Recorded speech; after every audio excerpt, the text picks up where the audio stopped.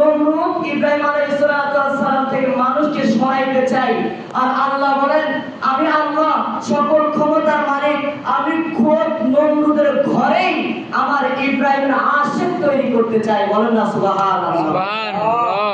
কোন মুফাসসির বলেছেন সারা আলাইহিস সালাম নমরুদের নিজের ঘরের মেয়ে।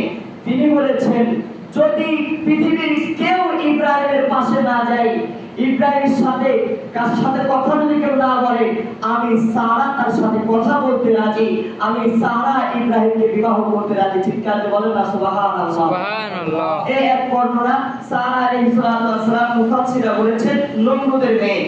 আর এক বর্ণনায় আছে যে যখন ইরাক থেকে হযরত ইব্রাহিম খলিলুল্লাহ আলাইহিস সালাম সিরিয়ার দিকে রওনা করেছে, এক বাদশার রাজত্বের সামনে দিয়ে যাচ্ছে, যেখানে দেখে বিশাল একটা লাইন সিরিয়াল।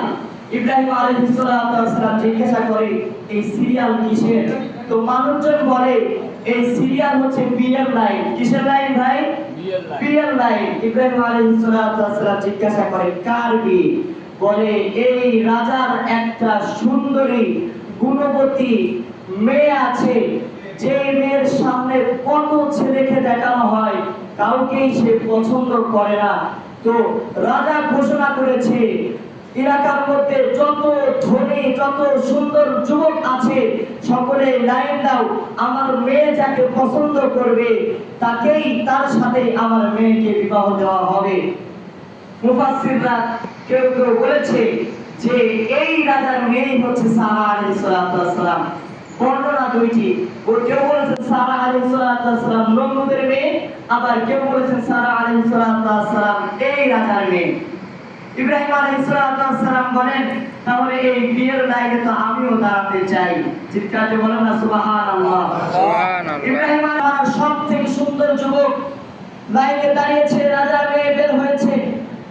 এবার দেখে পিছন থেকে একজন যুবক দাঁড়িয়ে আছে, যার চেহারার মধ্যে যেন ঝলক দেয়। চিৎকার দিয়ে বলেন না সুবহানাল্লাহ। সুবহানাল্লাহ। আব্বাকে ডেকে বলে আব্বা, আমি এতদিন ধরে স্বপ্নে যে মানুষকে লালন করেছি, স্বপ্নে যাকে ভেবেছি, আমার তো মনে হয় পিছনে দাঁড়িয়ে ওই সেই যুবক, আমি ওকেই বিয়ে করতে চাই। বলেন না সুবহানাল্লাহ।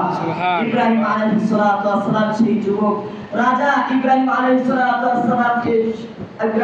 সালামের সঙ্গে তার মেয়ে সারা আলাইহিস সালামকে বিবাহ দিলেন।